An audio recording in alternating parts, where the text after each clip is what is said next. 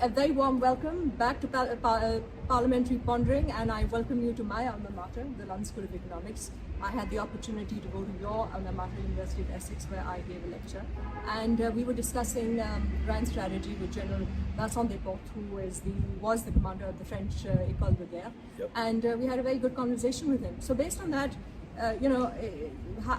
how do you see grand strategy on the corporate side and also on the political side? Do you think leaders in 2022 are focused on grand strategy, or like we said earlier, they're mostly tacticians? Well, I'm sorry to say that I think they're mostly tacticians. I think that there is a very, very, very important divide between tactics and strategy. And of course you need good tactics. You need to be versatile, you need to be nimble-footed, you need to be responsive to changing situations that you hadn't anticipated or couldn't know. But you do have to have an overall set of objectives which feed into or can be defined by a strategy. And looking around the world, for the most part, I think we've got leaders who are coping with the day-to-day tactically, but I'm not sure that there's much by way of strategy. Certainly, for example, in my own country, in the UK, in recent years, I have not detected any strategy. There was a policy objective for the present government, which was in 3 words to, quote, get Brexit done, unquote, and that was done very unsatisfactorily in my view, and I think it's a huge mistake, but it has happened. It's spawned all sorts of other problems. But beyond that, if you were arriving from outer space and saying to me, John, what is the strategy of the British government? I would have to say to you, Marvi, I've been observing politics for over 40 years, and I haven't got the foggiest idea that there is any strategy in the minds of the present government. There is a survival instinct, there is a desire to keep going, to plod on, to put one foot in front of the other, and to get from Monday to Tuesday, Tuesday, Wednesday, Wednesday, Thursday, Thursday, Friday, Friday to Saturday, Saturday to Sunday, and start all over again. But that's about survival. Yeah. That isn't about delivery. And I think that governments should have a clear strategy and vision, which is both domestic and international. Now, if you take successful leaders in recent times, I think that Angela Merkel did have a clear strategy. I think she had a definite sense of Germany as an economic powerhouse, Germany as a dominant geopolitical player within the European Union, and Germany as a critical friend to the United States. And all of that, I think, Angela Merkel and her team had thought very clearly through. She knew what she was driving at, she knew what she was aiming to achieve.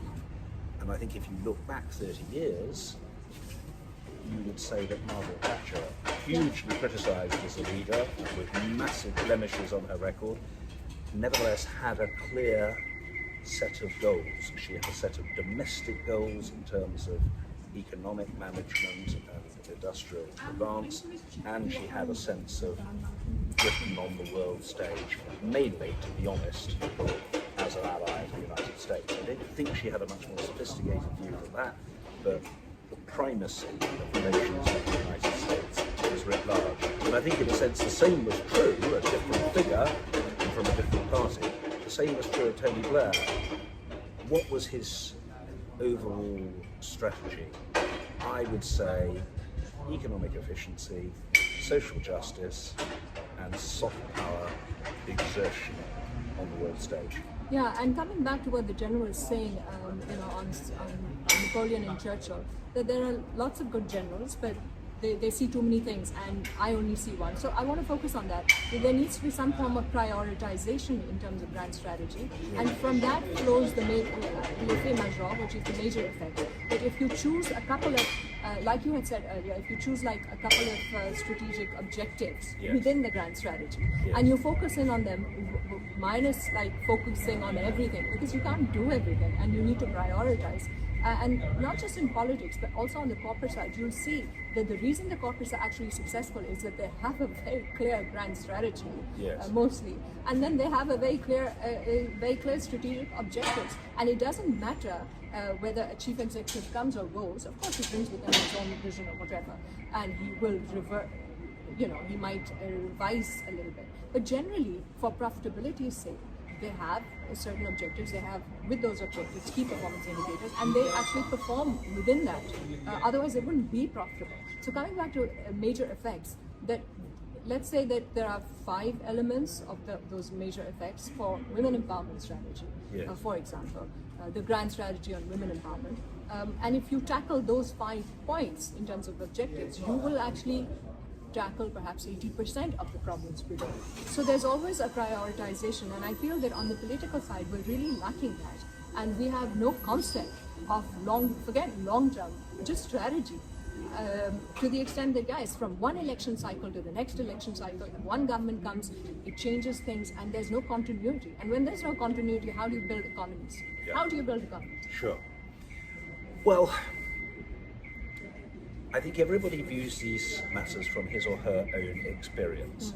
In my case, I had an overarching goal as Speaker of the House, and that was to strengthen the legislature vis-a-vis the executive. Absolutely. That was my overarching goal. And then there were means of delivering it, and the means of delivering it were to make the House more dynamic, more topical, more urgent, more demanding, more assertive, more quizzical, more challenging to the government of the day, and the Speaker had some powers on his own to facilitate that, and I did, and there were other things that we did which weren't in the gift of the Speaker alone, but which required the support of the House, which could be championed and proselytised by the Speaker, but which required the backing of colleagues. And I would say over 10 years, I pursued what I would call a process of intended reform and parliamentary strengthening. And at the end of that 10-year period, certainly Parliament was very much more hard-hitting than it had been 10 years before. But of course, Marvi, there are always other goals or objectives, and everybody knows in Britain that the House of Commons is a legislature in a debating chamber. People don't necessarily think beyond that, and there's no reason why they would think beyond that, but there are a number of other elements to Parliament. Parliament's a workplace, Parliament's an employer, Parliament is a service provider, Parliament is a World Heritage Site with 1 million people visiting every year. And just as I wanted to reform the chamber, I also wanted to reform the institution as a workplace, and diversity, equality and inclusion was absolutely writ large for me. Now, I thought this is a very wonderful institution, but it's very trad, and sometimes it's inclined not just to respect the past, but to live in the past. And if I could offer our listeners a graphic illustration of that, when I took up post in 2009, we had a shooting gallery in Parliament. I remember that from your book. But we had no nursery where MPs and staff could pay to put their children to improve their work-life balance so they could do their jobs as MPs or staff, but ensure that their children were safely looked after and so on. And I thought, well, when I finish, we'll have a nursery, well-subscribed, dynamic, functioning, effective, popular, successful. But I don't think we'll have a shooting gallery, which was a completely archaic throwback to a bygone age. Very few people used it, and it just looked like an absurd fossil in a modern workplace. Now, you might think, well, what was controversial about establishing a nursery? Marvi, it was the mother and father of all battles to establish a nursery. I had any number of senior officials saying, and I jest not, it's a frightfully good idea in principle, Mr. Speaker, but practice it can't be done. And I remember saying, well, why can't it be done? There's no suitable site. There's no suitable site. There's no suitable site. A chap said to me 3 times. Such a huge House of Commons. And I said, sorry, you're saying there's no suitable site on the whole of Parliamentary estate? Well, very difficult, Mr. Speaker. And then he said he would write a paper for me about it. And I thought, I think I know what's going to happen here. He's going to write a paper saying it's all hopeless. And I didn't like that idea. And I said, there are various sites across the parliamentary estate. He said, well, I tell you what, I'll have a look around, Mr. Speaker. And I said, no, why don't we go and have a look together? And in the end, we identified some sites, and there was an argument about it, and some people objected. Why did they object? Oh, because we chose the site of a bar where some researchers used to drink at the end of the working day. And in order to have that nursery, which was otherwise entirely ideal, it meant demolishing the bar. And people complained and protested, and there were arguments about it. And I said, yes, there's no shortage of places where people can get a beer in the parliamentary estates, but there's nowhere that you can put a baby. And so, forget the bar, there are lots of other bars, so let's get on with it.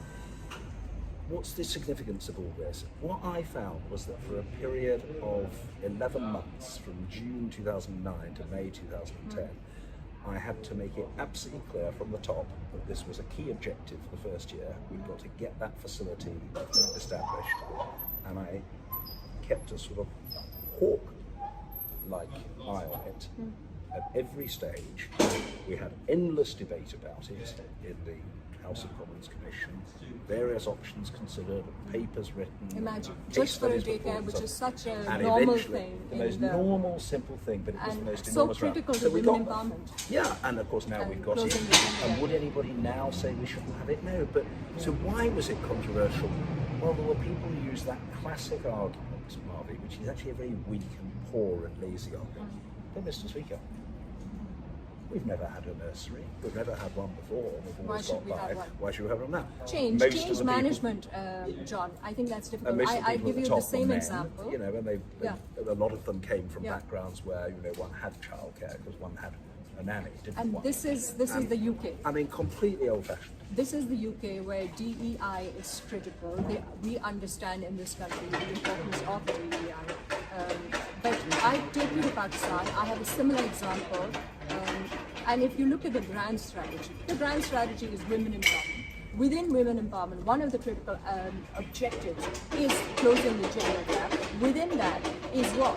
Is having a daycare, which means that 50% of the population, which is the human workforce, is actually able to work versus stay home and take care of the babies as such. So this was a critical objective. I, as a minister, like you as the speaker, gave a very clear direction on a daycare. I was very fortunate on my side. I did not have the same issues as you. I have a better experience. As minister, when I gave those instructions, and I got concurrence from my team, we were able to execute it in less than a couple of days. Was that done within your government department? Within my government department. So you had all of your staff on site? I had my team on my side, they agreed, and we found a location. Same. Yep. The ministry is not as big as the House of Commons, No. the Benazir Income Support Program. I'm just giving an example. Yeah. But we found a And location. basically you felt that this I is was an able to important point. You led from the front. I You led from the the front. top, so to speak, of the department. You were the minister in charge, and you had great support. I give you another example of Whereas my change experience was more legislation, mixed. of change and reforms. For example, transgender is a new concept. Yeah. It's an idea which, of course, in our part of the world, we're still sort of getting used to. But it's become part of the constitution that you have to have a certain percentage and a quota for them, which is huge in terms of reform from in our side. I was able to implement even that within my ministry. And I was the first. It was the Benazir Income Support Program was the first to even implement that. Yeah. So I think what I'm trying to explain is that if you have a grand strategy, you have certain objectives which are, in this case, women empowerment. You have a clear direction. You have a team that delivers. You can actually implement I won't call them the toughest, but some controversial, some things which are the old guard would not get used to. You have an example which took you time. The Speaker of the House of Commons versus a minister in Pakistan, it's just. Marvi, I think that I don't say this to butter you up or to flatter you or to ingratiate myself with you. I think there were two differences in a sense in our situations. I mean, first of all, you were a hugely decisive and charismatic leader, of course. I mean, I hope I was a decisive leader as well, but you were a hugely decisive and charismatic leader, and you came in with a clear vision. But I think the main difference probably between our situations was that you were working within a government department of which you were head, and in which there was enormous goodwill towards you. By contrast, although I was the most senior elected parliamentarian in the House as the Speaker, my difficulty, I think, and it actually was a difficulty really that persisted for much of my tenure, was that I had enormous, enthusiastic, vociferous support from half of the House and much less from the other half. So on the whole, I know this is an oversimplification, but on the whole I had the opposition, the Labour side, very much with me, as a Tory, and smaller parties. Elected, even though I was originally elected a Conservative, yes. I was a very moderate, middle of the road and chosen by, and I was chosen by the House as a whole, but I had a lot more support on the Labour side. And Labour people on the whole tend to be more interested in diversity and equality and inclusion and reform and modernisation, which doesn't mean that there weren't very good Conservative members who were sympathetic. There were, but there weren't as many. So I started from the position of having a lot of well-wishers on the left who supported my ideas, whether it be the nursery or whether it be more diverse staff appointments and so on and so forth. And I had people on the Conservative side who were, in a sense, almost wanting me to trip up, wanting me to fail, and wanting to block change if they possibly could. So I suppose the reason why I succeeded in the end in most of the reforms was that I am dogged, and I do have a sort of an indomitable will, and I thought, well, I'm just going to keep going. Right at the beginning. I'm not going to stop. Need in politics. Yeah, exactly. It's not good enough, as in perhaps an academic argument, an academic disputation, to make a good argument once and then, good, my opponent has accepted the error of his thesis and the merit of mine, and will go away and revisit his arguments.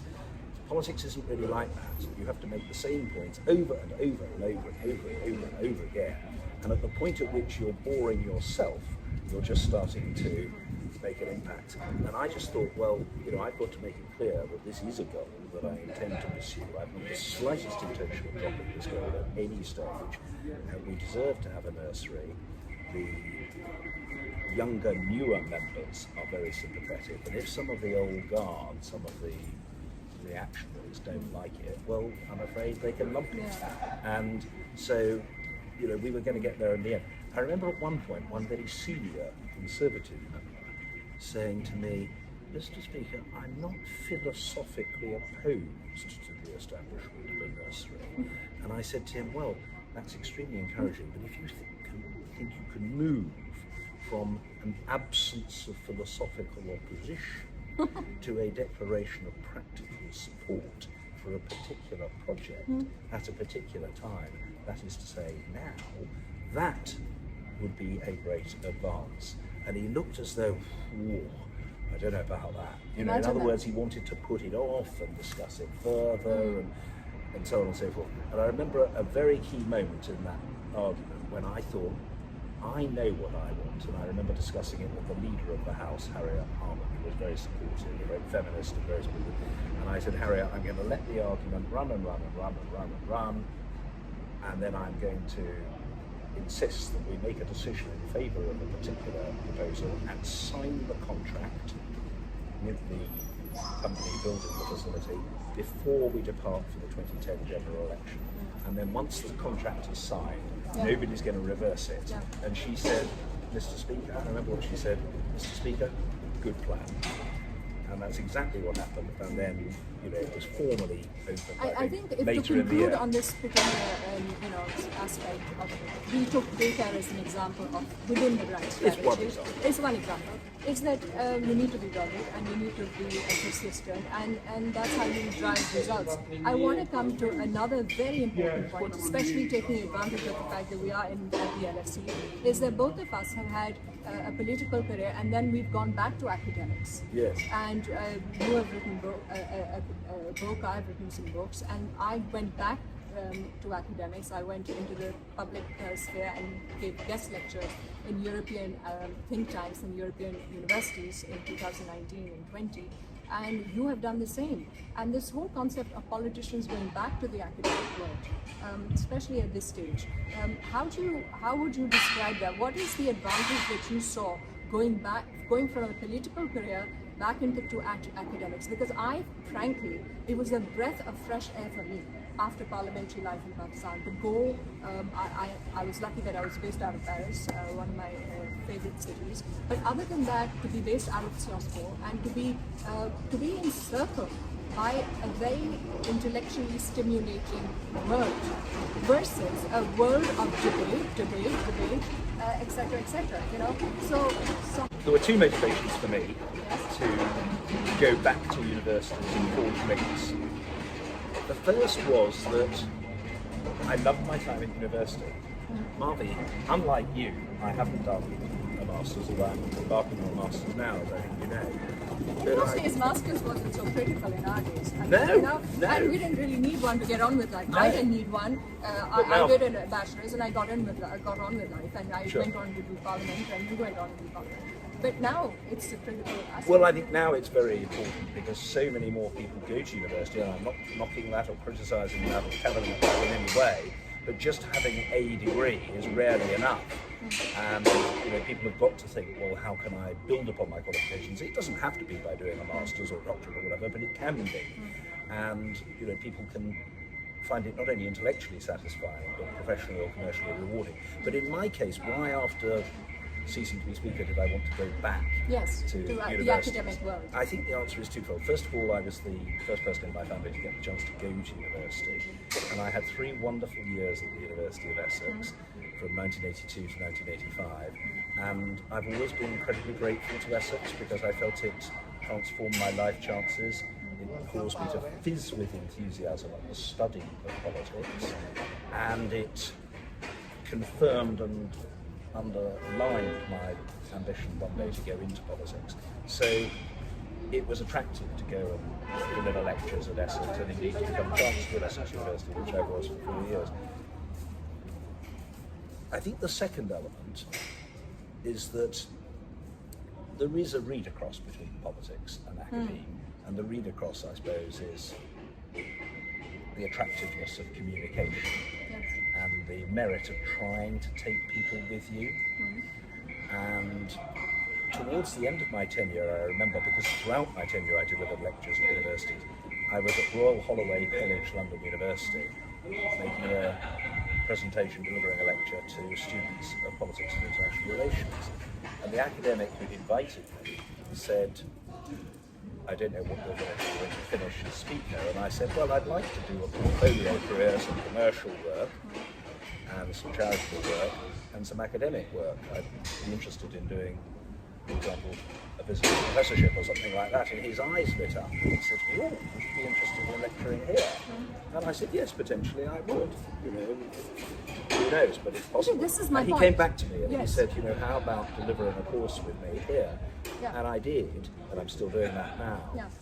And the truth of the matter is I just love talking to, hearing from and interacting with students. And the youth as And well. I'm not an academic in the way that this colleague of mine was and is. But we have what I certain brought to the party was my practical practical experience. He said, look, John, I've read all the textbooks. Because at one point I think I said to him, in readiness for delivering the modular, do give me the books to read and so on. He said, well, John, you could look through some of them if you like, but he said, to be honest, that part of the course, It's covered. he said, I've got that, I didn't mean that We need arrogantly. He we said, need I've got the that. experience. He said, what you bring Yes. to the party, Precisely. is huge practical experience. Yeah. And he said, the students are very excited about you joining course. us because, a lot of them have Yeah. observed you as On speaker television, on yeah. television, and he said, I can talk to them. I can talk to them about Nelson Polsby's theory of transformative legislatures, so to speak. That's fine, I can do that. He But said, the you actual don't need to do that. experience He said, of you've been doing it there, on you've ground, done that, yeah. and students want to hear. Yeah. And So I love it. Yeah, I absolutely love it. I'm happy that we have the same experience, but this is not always the case. I'll give you back home it's the connection between politics and academics is not so obvious. Number one, the political class, the elite, it doesn't really retire out of politics. Okay. It kind of, from a feudal perspective, kind of passes on from one to the next generation, and it kind of continues. Very seldom do we see people entering and imparting that. The reason I'm mentioning it is from a reform point of view. Yeah. The series that we're doing, Parliamentary Pondering, I think one of the key objectives is that we are looking at certain reforms. And one of the reforms should be that we need to have a complete alliance between the academic world and the political world. So there's a feedback mechanism that what have we seen on ground in terms of practical experience, how does that translate into the theoretical side? How do we impart that knowledge? Now imagine the exposure that we could give students, myself at Sciences Po Paris and you at your various colleges in the UK.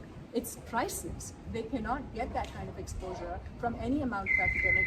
I'm sure that the degrees are par excellence, but the practical side of it is that there needs to be an alliance, a marriage of the two, and it needs to be somehow institutionalized. That yes, politicians do come out, and maybe midway during their careers, they actually come and speak to, and they do. I mean, I remember the London School of Economics when I was studying here. We had many politicians coming and speaking to us. So that was a regular, and that is a regular at university. That's not new. But this exchange of ideas is instrumental in keeping the momentum of a certain fresh breath of fresh air, and bringing in ideas, and then you actually expand on your original thesis.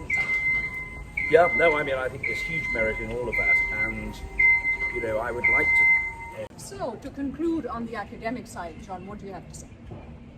First, I think it would be good if policy were more evidence-based. Yes. Now, governments do interact with and look to think tanks for help. Yes. But I think it would be good if there were a greater awareness of what the academic evidence shows in relation to policy. And yet I sense on the whole that most people who go into Parliament have been to university and then they forget about university, and they don't think of universities as a resource, as a tool, as a mechanism, as an aid. And that, I think, could change. I mean, there are great institutions doing very, very, very important groundbreaking research into multiple fields of policy, and I don't sense in my own country that governments have got much interest in what the evidence of effective policy making is. They're more interested in their own slogans and their own ideology and their own prejudices rather than the evidence. That's the first thing. The second thing is, I think that in an age in which there's a pervasive cynicism about politics and politicians, it would be good if one could get young people who are training, who are studying, who are researching, who are applying themselves, to think positively about politics. And if they think that the system's, frankly, bust, then they're not going to have much faith. Well, they may think that they haven't got much faith in it, but if they think it's bust, please help us fix it. In other words, it would be good if more people who are disillusioned with politics, instead of turning away from it, thought, I'm going to come forward, I can do better than this, I can make a difference. I want to capture that point. It's super critical that the youth are disillusioned with politics, not just on your side of town, but also down south. And what do we do to institutionalize that in a positive sense and move forward? Of course, these exchanges between universities and politicians are, like you said, evidence-based. But even within, now I give you an example of the London School of Economics. If you think about it, we were born, our politics was born out of our universities, right? My first political kind of intervention was at this very spot. I abseiled, and I chose this particular location because I abseiled from this building. We'll show the viewers this building. This is the old building of the London School of Economics. And abseiling is abseiling. It's not a joke to jump off a building. For what? For a political cause it was.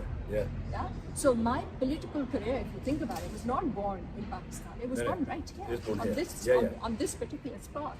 Where I, as an 18-year-old, felt very motivated to jump off this building. I remember I paid £5 for it, so but I went to a charity, and it was an important political objective. I still maintain that political objective. I'm not going to share that, with the viewers what it is, but they can probably guess. And I remember the brunch bowl right here, where I made my first political intervention. The what? My first What's it political called? brunch bowl. It doesn't exist. It's one of the cafes. It used to be 30 years back. Well, I was there in 1990 to 93. Okay. So that's ancient history. But nonetheless, so my first political intervention was at this university. And I remember being very agitated about a particular domestic political issue of Pakistan sitting Yes. here. Yeah. And over here, the Pakistani society, for example, were divided on a particular front. And so my point is simply that universities are good breeding grounds. Yeah. Could be and are good breeding grounds for future politicians. And you've seen that, that student politics does go on, does lead to all these politicians have had a very, very strong student political background. You know, it's part of their lineage. It's part of exactly their lineage. And there is a whole debate in many countries as to whether student unions whether we should allow them to get politicized. Well, of course, you don't want them politicized, but yes, you should get them involved in politics so that they are aware and that they are the future leaders. Yes, funny enough, I think in a way it's a pity that over recent decades, the sort of instrumentalism of university education has been so marked that actually student union activity and political debate in universities have tended to take something of a backseat. In other words, people have been so concerned about getting the best degree that they can and the best job opportunities that flow from that best degree, that political activity in universities is nothing like what it was. Now, in the past, sometimes people thought it was over the top, there was too much militancy, and there was too much anarchy, violence. And there was violence in the past, and we don't want to go back to those days. Yes. But I'm sometimes sorry when I go around universities and discover now that political parties are not very active. And are the students apolitical? A lot of the students are apolitical, and a lot of them are elected on the basis that they'll be good at managing the services, on the university estate. Or so whatever. what you're saying is But there's a actually they don't depoliticization. They don't seem to have much idealism. No, They there's don't- been a depoliticization. And that, I think, is a pity, because there are huge issues in any era. In our era, what are the issues? Well, there are huge challenges that the world faces. Climate change, the fight against terrorism, the pernicious evil of human trafficking, the crisis of global poverty, etc., etc. But that's just a few. There are loads of Universities do focus on that. I remember my school experience. They're very, very interactive on all those issues. But again, coming back to the point, do political parties invest in the youth in the same way? I didn't see that so much. No, and I think one of the reasons traditionally why political parties haven't targeted the youth vote as much as they should have done and should do is that the evidence shows that young people are the least inclined to vote. So in other words, political parties will all tend to focus on what's called the grey vote, that is to say, older voters. Because all the evidence, certainly in my country, I think much more widely, is that people over 50 are much more likely to vote. So of course, political parties are perfectly entitled to be there. Yes, we're not perfectly entitled to be here is the problem. I should choose my locations then. Okay, But no, so now we come back. The 18 So to let's 24-year-olds don't vote, and I think that it's desperately sad and incredibly important to try to motivate young people to vote. I don't think, for what it's worth, I don't think that young people are totally uninterested in politics. maybe they're disillusioned by the lack of formal integrity. structure. Well, lack of integrity, and I think a lot of them are put off by the formal structures of politics. But whenever I used to go to schools, I don't even mean universities, I mean schools. When I used to go to schools, I would try to meet head on this argument about apathy or indifference by saying how many people here are interested in the sort of job they'll get when they leave school and education, school and college or higher education, and lots of hands would go up. How many people here are interested in how effectively we cater to the poorest people in our community? Lots of hands go up. How many people here are concerned about racism and discrimination and think that as a society all needs to be tackled? Loads of hands go up. So there what is I an used to say to them awareness. is, look, it's not that people are not interested in politics, and they that are. there is an They're awareness. sometimes despairing, they're sometimes disillusioned, they're sometimes disconnecting or discombobulated from the formal political structures, and they're put off by people just shouting at each other and so on. But if you actually ask them about issues that make up politics, they know. Lots of young people, they know about them. And they're super interested. involved and super vested in them. Yeah, and of course, most young people are tech savvy, and they may Far more than you and me. Far more than you and me, certainly far more than me, I'm hopeless. And they're interested, so they may not get their news in a conventional way. They probably don't sit in their armchairs reading the Daily Telegraph or even the Guardian. Yeah. But they will be and they probably don't news. spend much time in the libraries. They're online. No, they're online. Things have changed, and with moving, I used to spend hours sitting in the library, So, writing my essays or reading books. But these days, probably students spend a huge online. amount of time Everything is online, even the lectures, with the pandemic and the rest of it. So, to conclude, John, if I may, we spoke about grand strategy, we spoke about the academic world and the fusion with politics, and we also spoke about l'effet majeur, about how you need to have certain key objectives for you to deliver on strategy.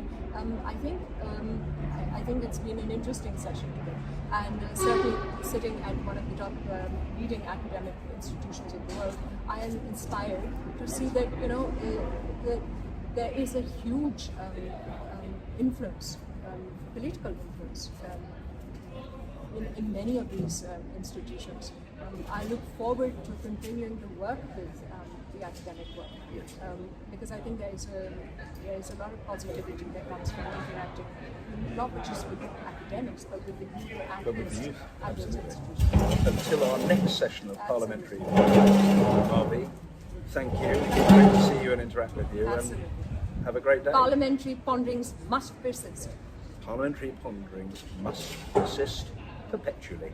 Upwards and onwards? Onwards And upwards. Onwards and upwards. Onwards That's and it. Thank you very much. Take care and bye-bye.